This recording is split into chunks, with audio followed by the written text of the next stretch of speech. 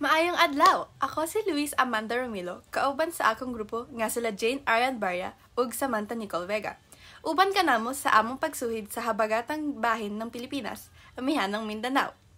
Good day! Ako si Luis Amanda Romilo, kasama ko ang aking mga kagrupo na si Jane Arian Barya at Samantha Nicole Vega. Samahan niyo kami sa pag-explore ng southern part ng Pilipinas, ang Northern Mindanao. Alam niyo ba na ang Region 10, bago siya naipangalan ng Northern Mindanao, may dalawa pang pangalan na dapat na pinaprose para dito. Ang una ay ang Amihan Region. Ang ibig sabihin ng Amihan Region ay Northern Area in Cebuano. Ang pangalawa naman ay Calaminon. Ang Calaminon ay pinagsama-samang pangalan ng mga province sa Northern Mindanao. Camiguin, Lanao del Norte, Misamis Oriental, Misamis Occidental, at Bukidnon. Magpapatuloy na tayo sa pinakaunang probinsya ng Northern Mindanao, ang Camiguin. Ang Camiguin ay tinawag na Island Born of Fire dahil sa maraming volcano na nasa probinsyang ito.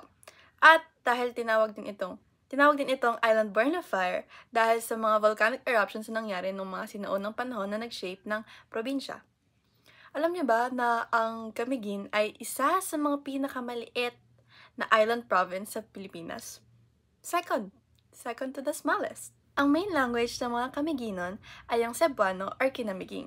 Kinamiging is a Manobo language that's spoken by a few people in the municipalities of Sagay and Guinsiliban. Maupay na aga means good morning. Maupay is translated directly into hello or good.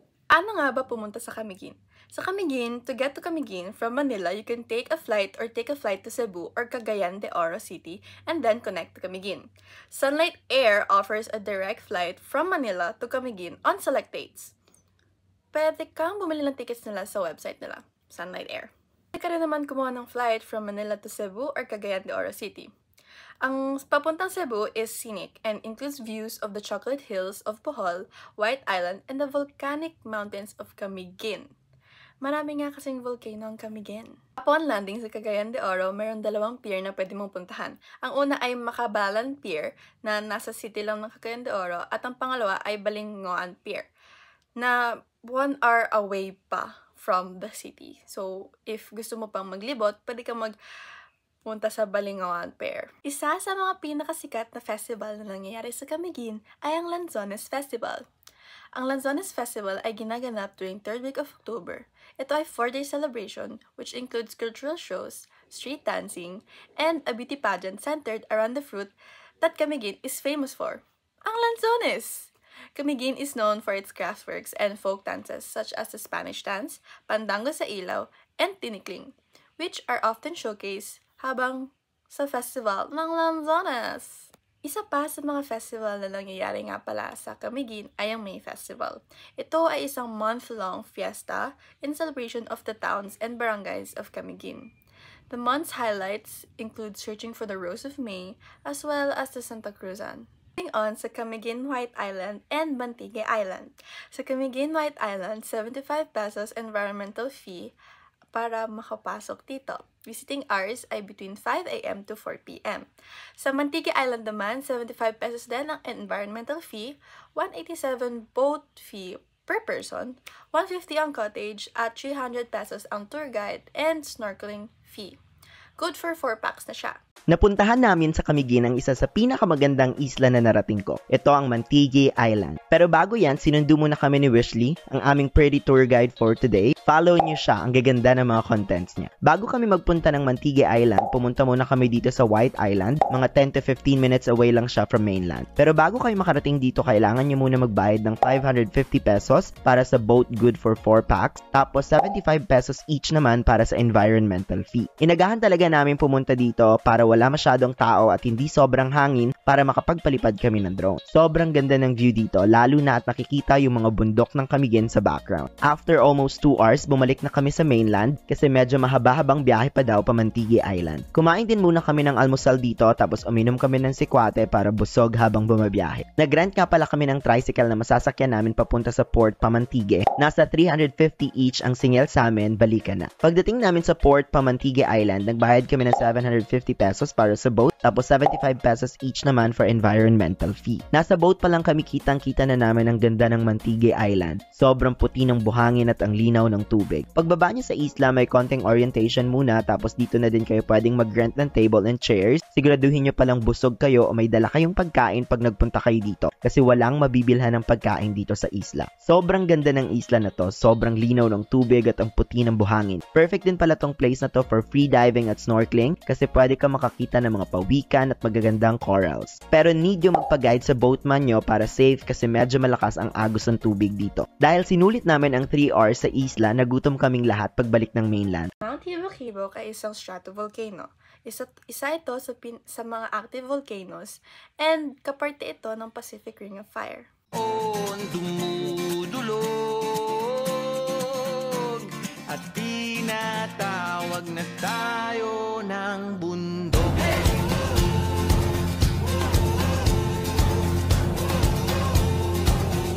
Na ang isa sa mga pinakasikat na tourist spot sa Camiguin, ang Sunken Cemetery. Ito ay located sa Barangay Bonbon, Catarman, Camiguin.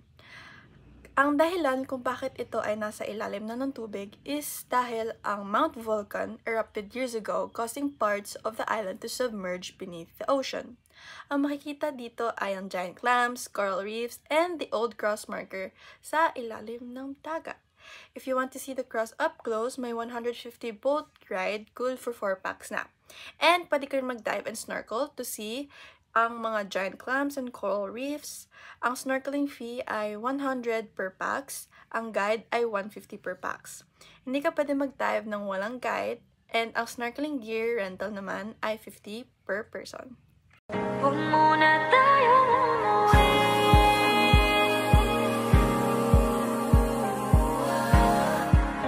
Dito muna.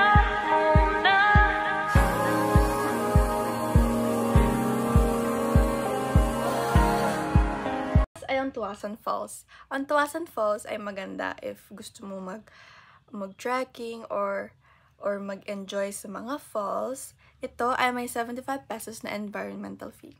I'm walking down this road of mine, this road that I call home, so am I wrong? For thinking that we Ito na ang mga delicacies ng Camiguin.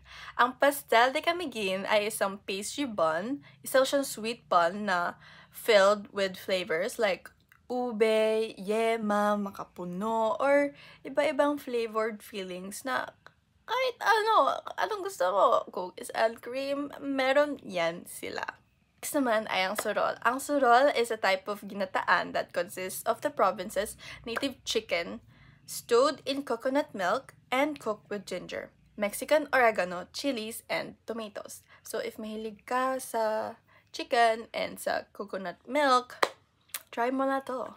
This ay ang kiping, or locally called plato because it's circle and it's flat, so mukha siyang plato.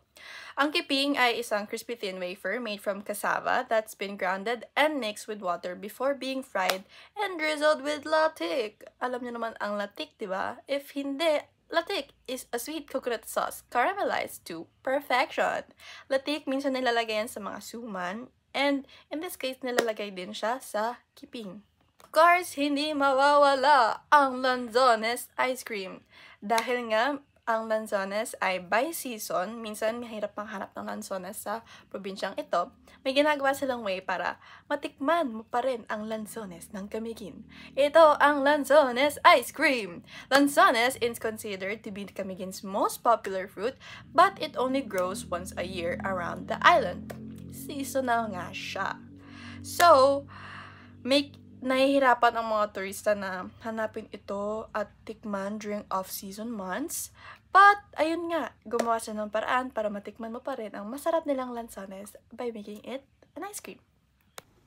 Okay, so let's discuss Misamis Oriental.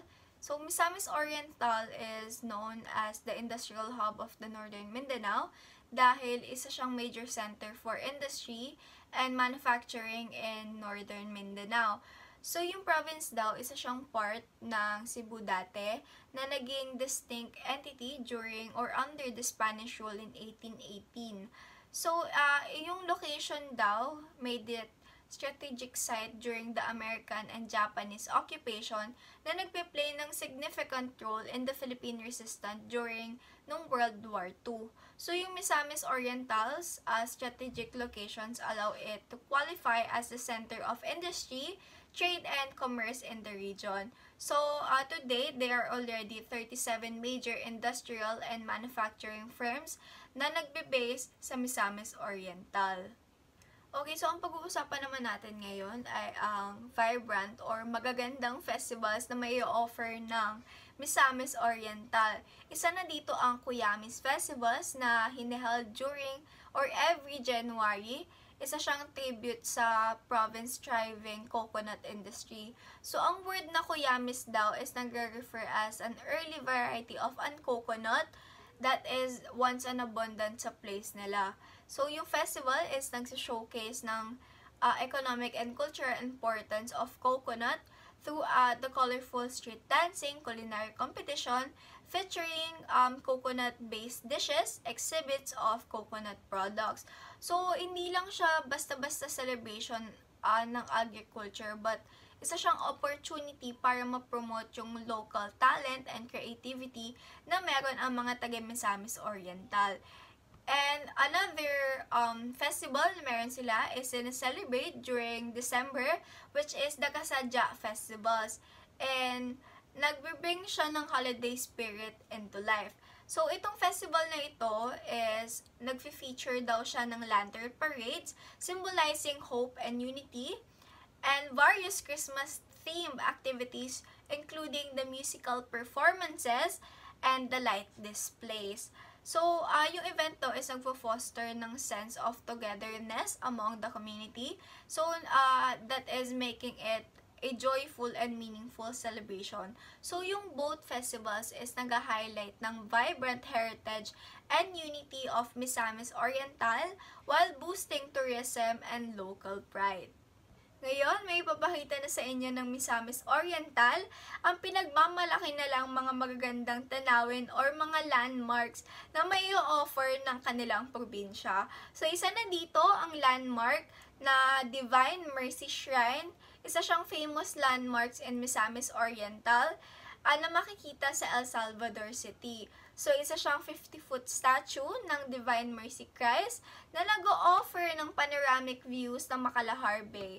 So, yung mga visitors na pumupunta doon ay madalas nagdadasal, nagre-reflect, and nagpa-find ng spiritual solace sa pinakamagandang landscape, grounds, and chapels ng Divine Mercy Shrine.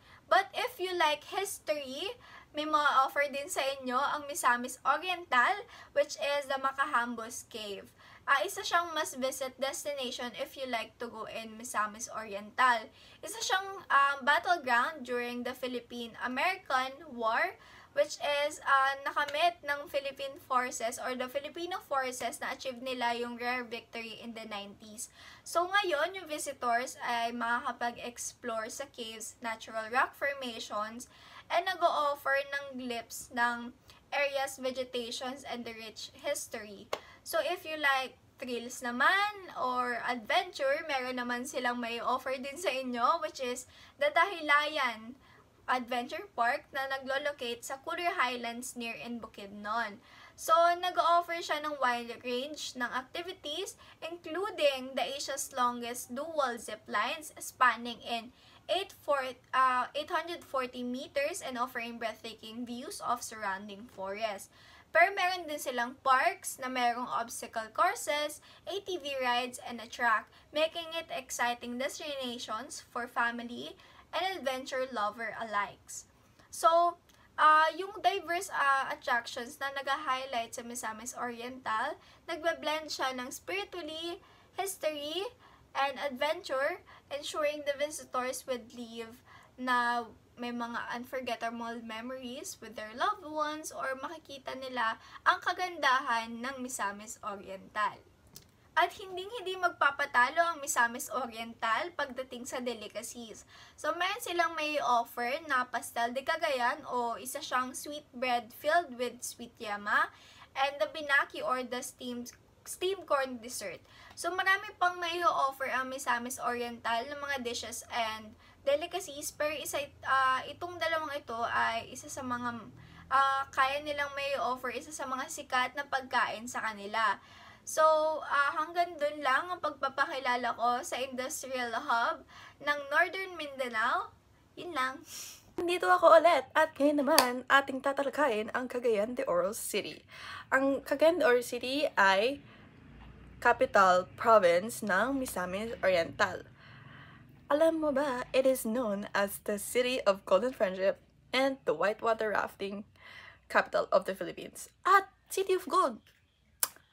Ito ay tinawag na City of Golden Friendship dahil happiest place in the country ang Cagayan de Oro City. Kasi ito ay home to friendly and warm Filipinos. Hospitable Filipinos ba ang hanap mo? Punta ka ng Cagayan. Bakit nga ba tinawag na City of Gold ang Cagayan de Oro City? Because of its rich history of gold mining, which dates back to the 1500s. The name Cagayan de Oro translates to River of Gold. The suffix de Oro was added to the name in 1949 to recognize the city's gold mining history.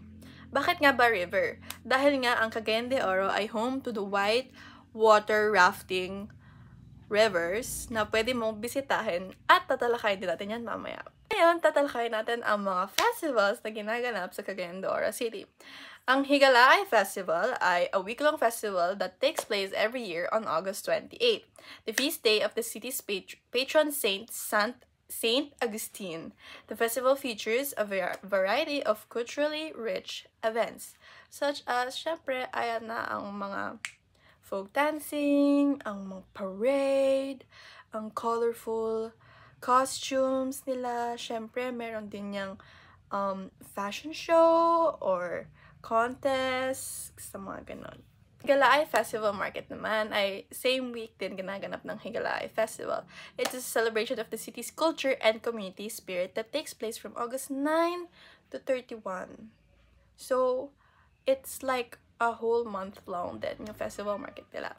The market showcases local products and food. So, if gusto mo makahanap ng pagkain sa Cagayan de Oro na locally lang sa kanila, punta ka na dyan. It's a good place. Ang Cagayan de Oro ay parte at capital siya ng Misamis Oriental. Nagaganap din dito ang Cuyamis Festival.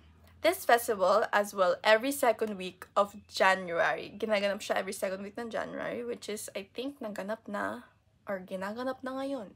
This festival is the province's biggest features and a week-long calendar of activities. Ang mga tourist spots sa Cagayan de Oro City, or in short, CDO. Hindi ang corned beef, pero ang Cagayan de Oro. Una-una dyan ang whitewater rafting. Whitewater rafting in Cagayan de Oro is the most popular and must-try adventure-filled activity you can do when visiting this province.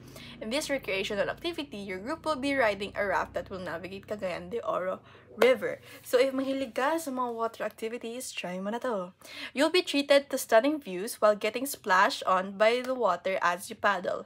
There are over 25 rapids to take on, with the trained guides leading you and your crew for navigation and safety. This experience is also for all types of rafters, even beginners. So kahit hindi ka marunong mag-raft, try mo pa rin to. Masaya siya. If you've tried whitewater rafting before naman, and gusto mo pa ng medyo hardcore na challenge and course ng rapids, there are rapids that are for advanced rafters, and it is one of the best rainy season activities in the Philippines. So, if mahilig ka talaga sa water, try mo to. Ako mahilig ako sa water, and nung nakita ko to, parang gusto ko siya i-try. Lalo na sa Enchanted Kingdom, di ba meron doon yung Rio Grande. Favorite ko yun. Kaya mas feeling ko, magiging favorite ko din to. There are many tour companies offering a Cagayan de Oro white water rafting package. So, it's up to you na lang kung maghanap ng best offers and best, accommodations and kung anong inclusions. And the entire activity usually takes up half of the day with including lunch na lang sa riverbank. So, ano pang hinihintay mo? Get, go! Whitewater rafting, only in CDO.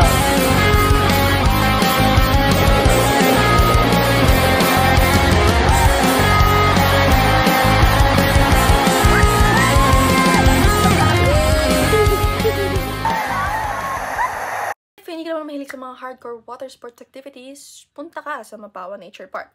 Ang Mapawa Nature Park ay may waterfall, may great trails din for hiking, and an outdoor place ideal for team building. Meron siyang environmental or entrance fee na 50 pesos per person. Hanggang sa dulo ng mundo, hanggang maubos ang ito, hanggang dumulo. Kasi pag-ibig ka, alam, malalaman, pero exciting na marating. Sumabay at sikat na nagpapahala, oras na tutukan at di ba nagkagawa. Minsan ang kaya magpapaligaya, mag-enjoy, magsaya, walang mawawala. Trip, trip, trip, trip ka, trip, trip, trip. Hey guys, join me as I visit one of the cultural heritage structures in Cagayan de Oro City, the St. Augustine Metropolitan Cathedral. St. Augustine Metropolitan Cathedral is a Roman Catholic cathedral located in Cagayan de Oro, Philippines. The cathedral dedicated to St. Augustine, Bishop of Hiko, is the ecclesiastical seat of the Roman Catholic Archdiocese of Cagayan de Oro. It was initially built in 1624 by Fray Agustin San Pedro. Despite facing fires in 1778 and 1831, the resilient community rebuilt the church. In 1841, it was reconstructed using concrete materials and adorned with beautiful paintings of the four evangelists. The iconic wooden cross in front of the cathedral was erected in 1888, and the Archbishop James Hayes played a significant role in rebuilding the cathedral and the convent in 1946. And that's it for today's video. Thank you so much for watching. Bye! Medyo luxurious ka naman at bougie ang gusto mo, punta ka na sa Amaya View. Ang Amaya View ay may glass bridge na pwede mong puntahan, mag-picture-picture. Tapos, sa resort na to, meron siyang paragliding na 3,500 pesos, including na ang guide, ang GoPro, and 3 to 5 minutes depending sa hangin. Entrance is 250 for weekdays, and weekends naman ay 350. Marami siyang attractions, including a mini zoo, yung glass bridge ka na binanggit ko, paragliding, and ang pools. Of course, it's a resort. Maganda rin ang view dito, guys, so bisitahin nyo na. Come with me as we go through the glass bridge in Cagayan de Oro City. This is the Amaya View, located at the highest peak of Indahan Hills, Cagayan de Oro, Philippines. They have a lot of other tourist attractions, but the glass bridge is my favorite. When we got there, Ate told us that jumping, running, and intentionally swinging the bridge are not allowed for your protection. It was a little scary, but it was really fun. Parang hindi ko kayang dumaan. Just don't look down. Right, una siguro. We were afraid at first, but somehow you will just get used to it. Look at the view naman. Ang ganda-ganda, diba?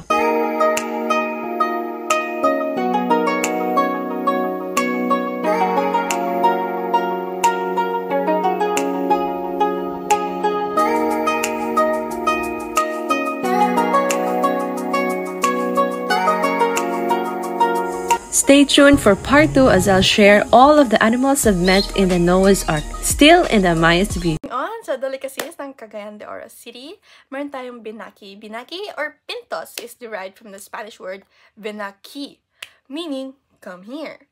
It is known delicacy of Northern Mindanao and was originally a homemade dessert in Bukidnon and Cebu.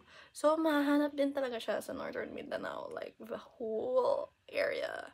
It is a mixture of grated young corn, powdered milk, butter, and sugar that are wrapped and steamed in traditional corn husks to make delectable treats. So, if mahilig ka sa mga matatamis, try mo to. Silvanas naman ay isa sa mga pinaka-favorite kong dessert. Ang Silvanas is a frozen cookie version of the famous Sans Rival cake that we all love. It's made of the same main ingredient as Sans Rival, the buttercream, sandwiched between meringue wafers, then coated with crushed butter cookies. The whipped sweet buttercream gives the dessert an extra luscious texture in your mouth. This dessert would definitely make you close your eyes and make you feel like you're on cloud 9. Pag kumain ko ng Silvanas, sobrang tamis niya. Sapat na talaga ang isa sa dessert.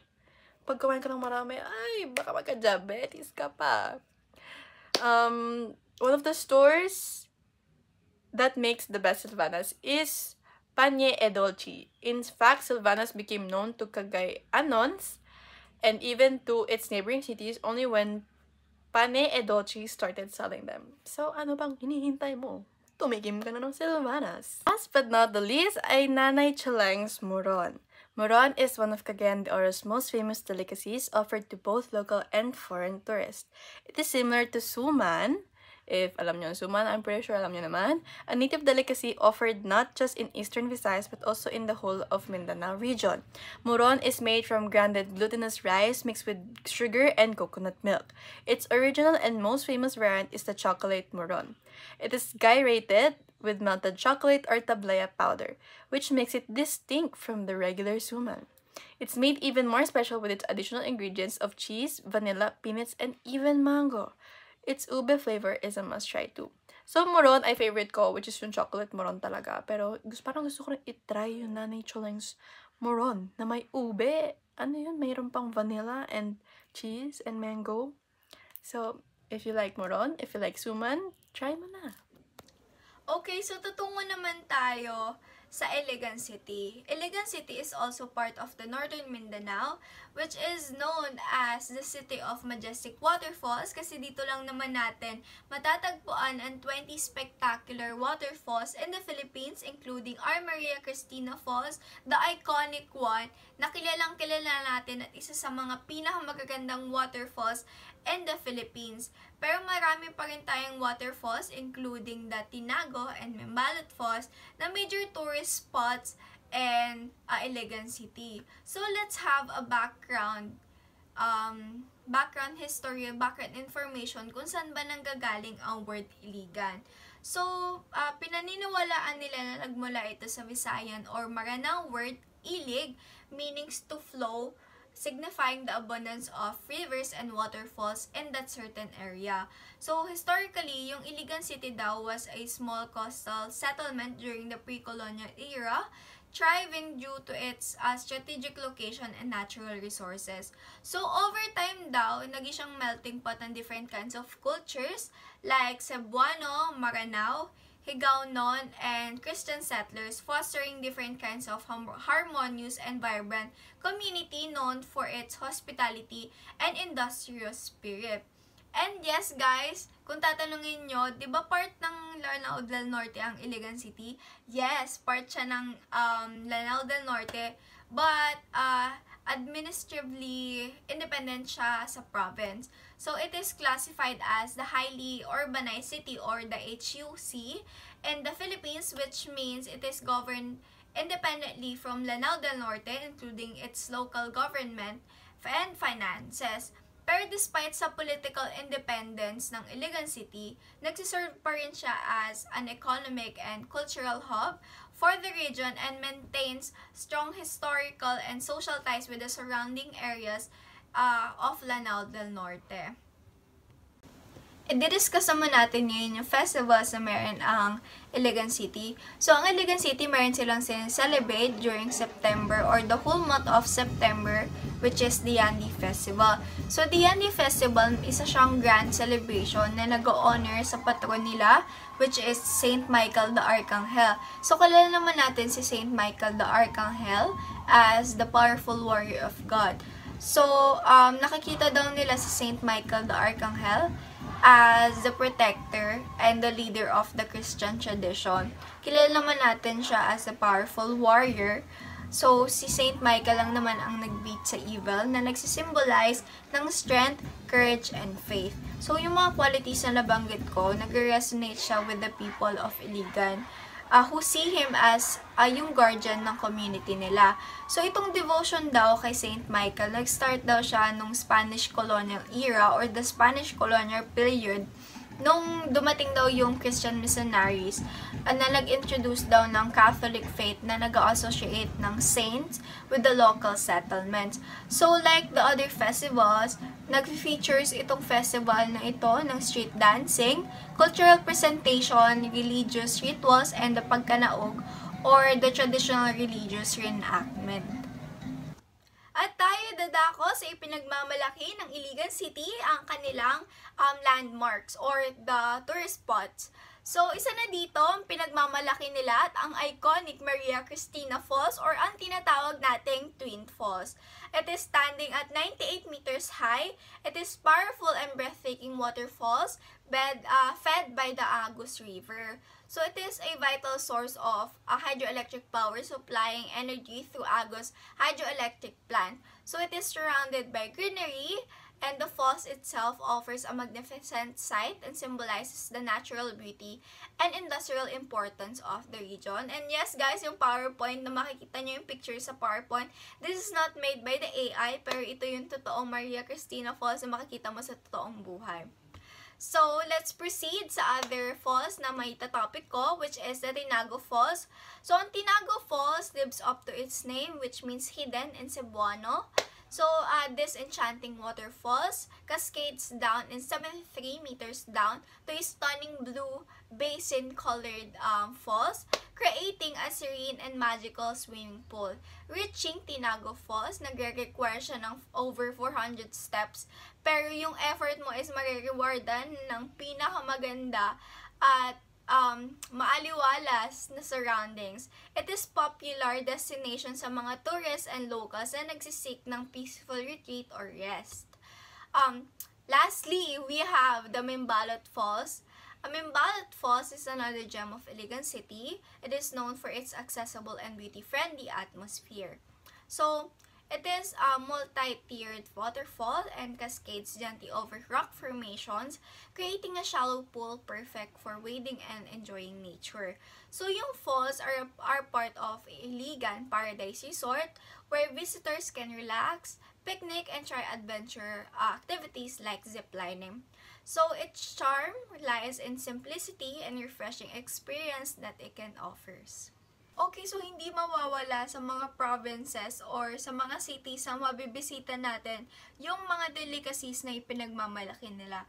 So, ang pinagmamalaki ng Iligan City is the Chedding's Toasted Peanuts, the Dodol or yung nasa gilid ng picture, which is the sticky rice-based delicacy, and yung nasa gitna, which is their local dishes, or the local dish, which is sinunglaw, isa siyang mix of pork or the grilled pork and fish na nag-highlight ng unique fusion of flavors ng Iligan. So, dun lamang yung discussions ko sa Iligan. So, kung may iba pa kayong gustong malaman about sa Iligan, tingnan nyo lamang sa Google. Good day everyone, I'm Arian and let me welcome you to the land of beauty and bounty, Lanao del Norte. Lanao del Norte is comprised of 22 municipalities and 462 barangays. The term Lanao is derived from a Maranao word Ranao, meaning a body of water. Maranao means lake dweller. They are the natives of the place occupying the land around the lake Lanao, which is situated at the central part of Lanao del Sur.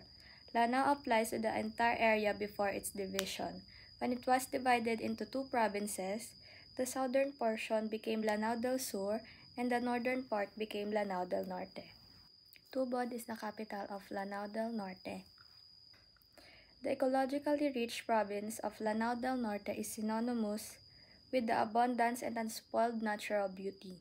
It is famously known as the home to the waterfalls, lakes, valleys, and rich brackish water which yields the best crabs and seafood in the country. You know guys what is brackish? Brackish is something between, yung salt content niya is something between the seawater and the fresh water. Yung salt content, yung seawater syempre mas maraming salt water, tapos yung fresh water mas less siya. So, in the middle yung brackish water. Let us now move on to the festivals. The first festival is the Sagingan Festival. The Sagingan Festival is the annual agricultural festival and founding anniversary of the town Tubod in the province of Lanao del Norte, Philippines, every October 17. It is regarded as the mother of festival in the province.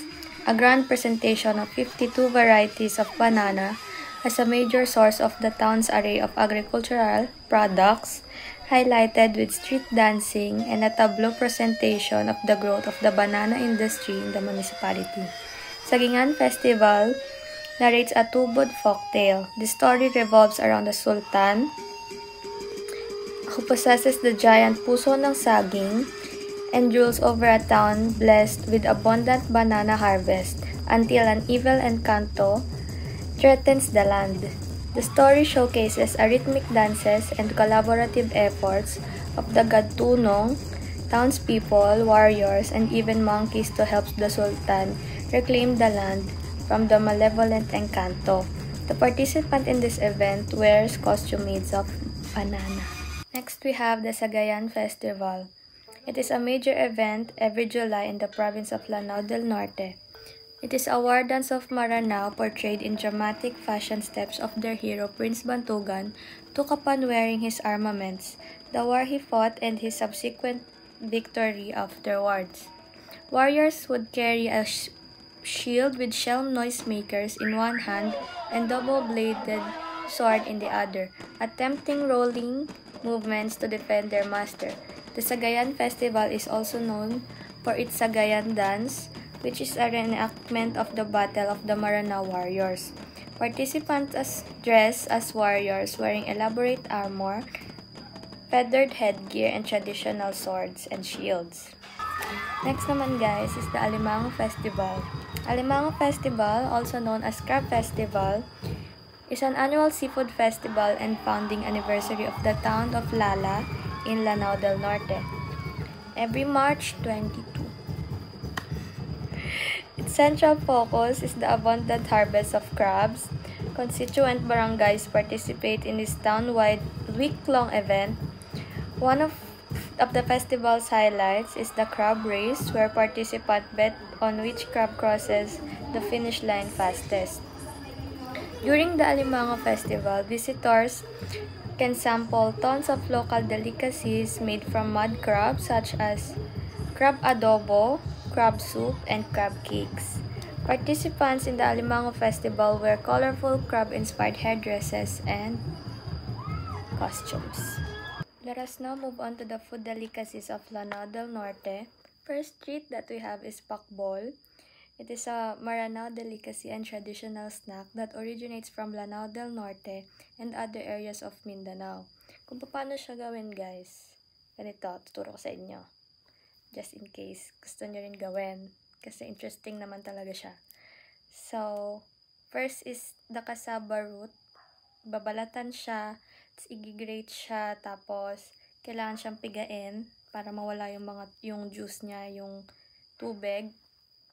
Tapos, yung handful daw nun ng cassava na yon is ipa-flat nyo, ipa-press nyo, tapos ipa-flat nyo. Gagawin nyo siya na, basta ipa-flat nyo siya para siyang mat. And then, saba naman, rare ripe saba or plantain is placed in the middle. So, imagine nyo, ito yung cassava, and then, saba. Tapos, ibabalot nyo siya doon. Ibabalot nyo yung saba sa cassava. And then, i-deep fry siya. Yun lang. Yun yung pakbol. And the next is dodol. Dodol. Yung dodol, guys, na-discuss na siya ni Sam sa naunang province. So, hindi ko na siya i-discuss. The last is tinagtag or tiateg. Hindi ko alam kung paano siya basahin. Basta, it is a traditional Maranao delicacy from Lanao del Norte, often enjoyed as snack or dessert. Tinagtag is a sweet, crispy snack. So, ganito siya gawin. Yung glutinous rice and sugar, imimix daw siya. Tapos, yung coconut husk, coconut shell, bubutasan yung coconut shell. Imagine ito yung coconut. Butas-butasan siya dyan. Tapos yung mixture, ilalagay doon. Ipupurno doon. Tapos, habang ipa-fry din siya syempre, i-deep fry. Ibubuhos niya doon para pag lumabas siya, ganon-ganon. Kaya, medyo unique yung itsura nung tiateg or tinagtag. Para siyang basta ganun siya. So, next naman guys is the attractions or tourist spots sa Lanao del Norte. The first one we have is the Cathedral Falls. As you can see from the photo, siya, rectangular yung mga stone near the falls.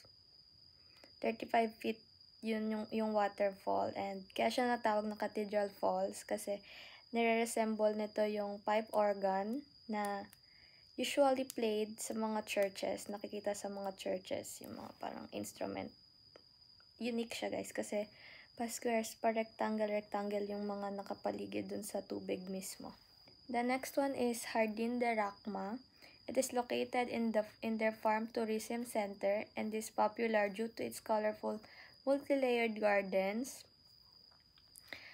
So, papataas guys ng step, mas makikita nyo yung detalye, makikita nyo yung makukulay na na mga pananim doon sa garden na yon as you go up. And the main attraction sa Jardín de Racma is the kettle na nagpupur ng fresh water. Tapos, meron mga cottage doon guys, pwede kumain, pwede mag-picnic din. Yung entrance fee, free siya, pero ngayon hindi ko alam if free pa rin kasi hindi masyado updated yung mga nakita ko sa site, sa websites nila. Kaya hindi ako sure kung free pa din. Next naman guys, if mahilig kayo mag-trekking, mahilig kayo mag-hiking, punta kayo sa Mount Agad-Agad. It has an estimated height of about 1,600 feet or 490 meters above sea level. Located to sa Iligan City, and while entrance fee is 20, pero sa ibang mga articles parang free lang. Tapos para makapunta sa top ng mountain, kailangan nyo mag-follow ng trail sa Barangay Pugaan, which is accessible by a jeepney ride from the city proper. From the capital siguro, from Tubod. Ayan na guys, let's move on to the next province, Bukidnon. Bukidnon is known as the pineapple capital of the world. It's a province located in northern part of Mindanao, Philippines. Surrounded by captivating mountains, valleys, and rivers, this landlocked paradise attracts nature lovers and adventure seekers with its breathtaking scenery. When you visit, you'll find lush forests, tumbling waterfalls, and sparkling lakes. So guys, if mahilig kayo ng mag-adventure, mahilig kayo sa nature, kung mga nature lover kayo, punta kayo sa Bukidnon. Due to its green landscape, Bukidnon is naturally famous for producing rice, corn, sugar, coffee, rubber, pineapples, tomatoes, flowers, cassava, and other fruits and vegetables. Bukidnon is the major producer of chickens, pigs, and cattle. It is no wonder that Bukidnon is nicknamed as the food basket, and many of its famous foods from nature. Beyond the stunning landscape, Bukidnon is home to many indigenous tribes that hold a rich cultural heritage, making it a cultural melting pot. The name Bukidnon comes from the Cebuano word bukid, which means mountain or highland, and the suffix non is a term used to denote people of or inhabitants of. Therefore, Bukidnon can be interpreted as the people of mountains or inhabitant of the highlands. The capital city of Bukidnon is Malaybay. Bukidnon has 20 municipalities and 2 cities. The total number of barangay in the province is 464. And there are approximately 77 dialects spoken in Bukidnon. The top 10 most common dialects are Bisaya or Binisaya, Cebuano, Hiligaynon or Ilonggo, Higaonon, Bukidnon, Boholano, Talaandig, Matigsalog, and Ilocano, and Tigwahano, and Maranao. And there are 7 different tribes in the province, namely Talaandig, Higaonon, Bukidnon, Umayanon, Matigsalog, Manoboan, Tigwahanon. For festivals naman guys, isa lang yung nashow sa Google na festival. So, ito yung Kaamulan Festival. Kaamulan is from the Binukid word amul, which means to gather. It is a gathering of Bukidnon tribes people for a purpose. It can mean a datuship ritual, a wedding ceremony, or a Thanksgiving festival during harvest time, a feast pack, or all of these put together. So, sa Kaamulan guys, nagsasama-sama, nagagather lahat ng 7 na tribe na nabanggit ko kanina dito sa festival na to. This festival showcased the unique indigenous cultures of Bukidnon. The Kaamulan is held annually in the province, particularly in Malaybalay City, the provincial capital, from the second half of February to March 10. Several tribal folks representing the 7 hill tribes of Bukidnon gather in unity with the local dwellers in town, wearing their intricately woven costumes studded with trinkets, anklets, earrings, necklaces, leglets, headdresses, and amulets. They dance together, chant, perform ancient rituals, and compete in indigenous sports. To the hill tribes, Kaamulan heralds the symbolic breakthrough for their long quest for meaning and identity. So, yun siya guys. Sa tradition and cultures naman nila guys, traditional dances lang yung na-gather ko. So, the first one is Binanog dance. Binanog is an indigenous dance from the Philippines that features the movement of an eagle or a hawk to the symbolic beating of bamboo and gong that synchronizes the pulsating movements of the feet and the hands of the lead and follow dancers. Just as the hawk's flying movements entertain a viewer, Binanog dance is for entertainment. Then, the most important idea worthy of attention in the dance, however, is the tribe shows of respect to the environment, which includes animals, which tribesmen believe to be the protectors of nature's gifts. The next dance naman is Dugso dance. It is a ceremonial dance of the Manobo people in Bukidnon, Agusan, and Misamis Oriental. It is performed during important occasions such as feasts and tribal gatherings, as well as festivities for an abundant harvest, the birth of a male heir, or victory in war. The Dugso is performed to give thanks for a good harvest, to heal the sick, and to bless the community. It can also be used to get rid of bad spirits, to bring good luck in bat. Yung Dugso dance guys, all female lang yung nagsasayaw dito, and it is headed by a babaylan, who is responsible for keeping the fire burning. The dancers execute complex footworks moving around the dapulan, the wooden receptacle that holds the ceremonial pot of fire. The smoke from the fire is believed to carry prayers to the dwelling place of the gods. The smoke signifies the Bukidnon's intense devotion and love for their gods. The smoke is also said to carry messages of thanksgiving to their gods. Next, we will tackle Bukidnon's attractions. Lake Apa. Entrance fee, P70. Bamboo raft rent, 400. If you are looking for adventurous pursuits, Lake Apa is not for you.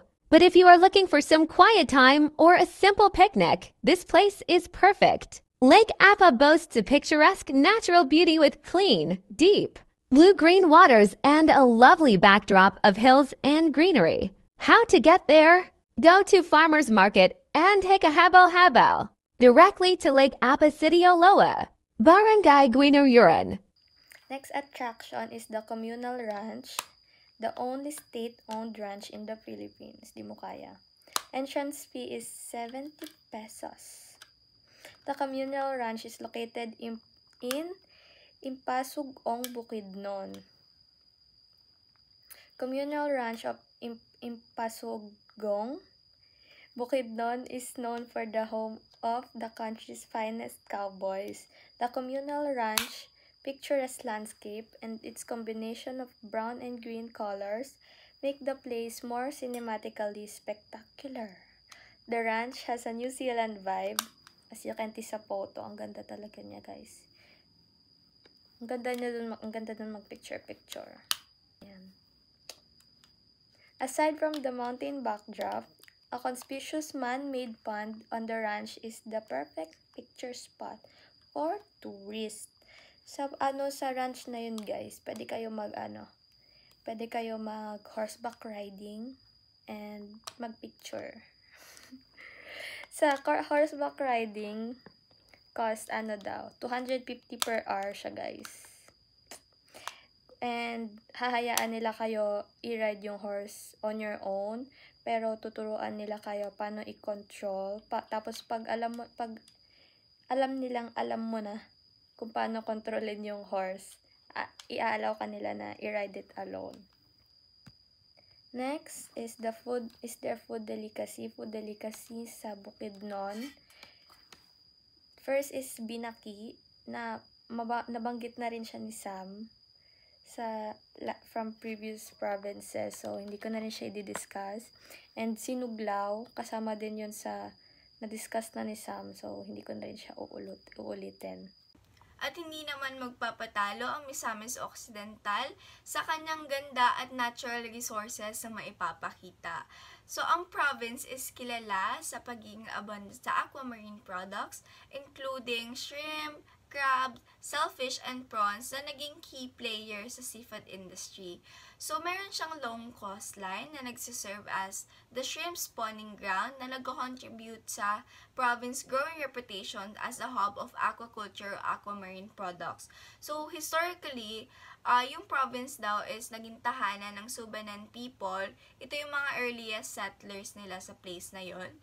And yung Misamis Occidental ay naging province or officially became a province in 1929, and yung mga communities niya is nagta-thrive with the blend of traditional practices or modern development.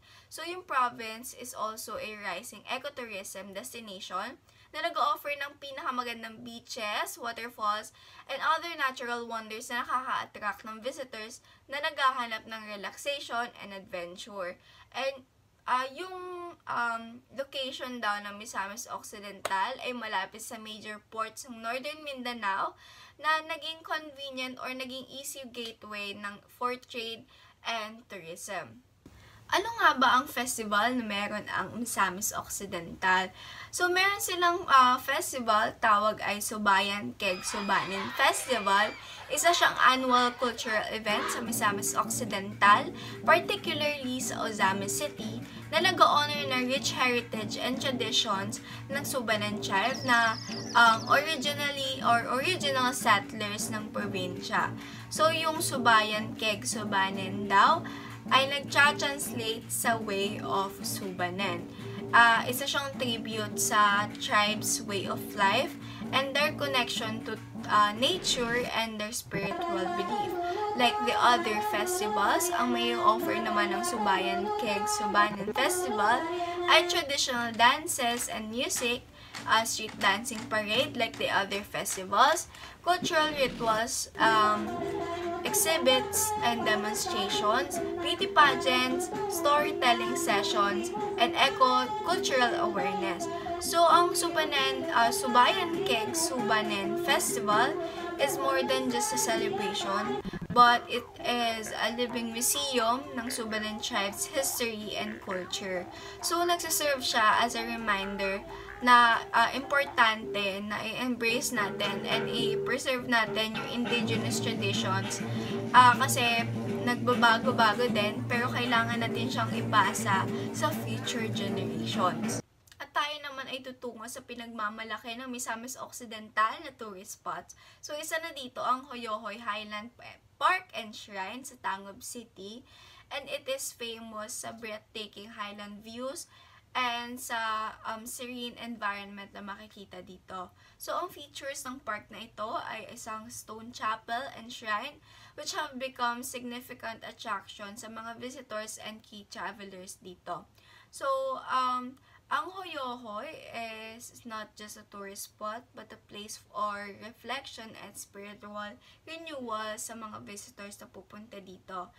Pero, if you want a breathtaking view of the Mount Malindag Range Natural Park, ito yung may offer nila kasi ang Mount Malindag is a protected area and biodiversity hotspot and it is located sa provinces ng Misamis Occidental, Zamboanga Norte and Zamboanga del Sur. Itong park na ito is known for its flora and fauna as well as the challenging hiking trails. So, yung park na ito is part sa ASEAN Heritage and nagsiserve as a sanctuary for many endangered species while offering ecotourism opportunities. And if you like naman yung mga falls, meron din silang maiipapakita dito. Ang tawag nila dito ay Pinduan or Pinduan Curtain Falls. So, ang Pinduan Curtain Falls ay located sa Orqueta or Orqueta in Misamis Occidental. Isa siyang hidden gem sa Misamis Occidental and yung falls na ito ay tinawag na Curtain Falls dahil sa unique cascading waterfalls or water na nagre-resemble as a white curtain. So, ang Pinduan Falls is not commercialized as the other spot, preserving its natural beauty and offering serene gateway. At magpapahuli ba ang Misamis Occidental sa delicacy na kanyang may offer? So, ang mga delicacies na may offer ng Misamis Occidental ay ang puto maya sikwate. Isa siyang traditional snack na sticky rice or puto maya na nagsiserve with the hot chocolate made from native cacao or sikwate. Nagbibigay ng comforting combination as a perfect breakfast or merienda. Pero meron din silang local dishes like sinunglaw. Nabanggit ko na to sa isa pang province pero meron din sila nito. Isa siyang combination ng sinugba or the grilled pork and kinilaw or the raw fish marinated in vinegar and spices. Itong dish na to ay nag-showcase ng balance of fresh and smoky flavors. Pero meron pa rin silang may offer. Ang tinatawag dito ay Torta de Misamis Occidental. Isa siyang traditional Filipino sponge cake with a soft, buttery texture made from flour, sugar, and eggs, and touch of tuba or fermented coconut wine. So, itong delicacy na ito ay perfect for snacks and festive occasions. Explain mo, nagtapos din ng ng PICC nung parang November. Tapos, punta kami sa Kadiwa ng Pangunan. Ng puro iba-ibang travel sa dito. I-reject din yung recording namin. Yung pati namin sa ito. Kami yung 10. Anong sa'yo? Ano naman, Monday na nakarap sa travel. Rate mo, ma'am, out of 10. Ay, bias ako kasi ayoko nang matigas. Okay lang yan, ma'am. Ang pinaka-lowest rating na namin was 6. Pinatikim din namin sa kanila. Ano? Ang pinaka-highest, 10. Hindi! Ang preso, 100. Better than peanut brittle. Ganun mga 8. Nice. Thank you so much.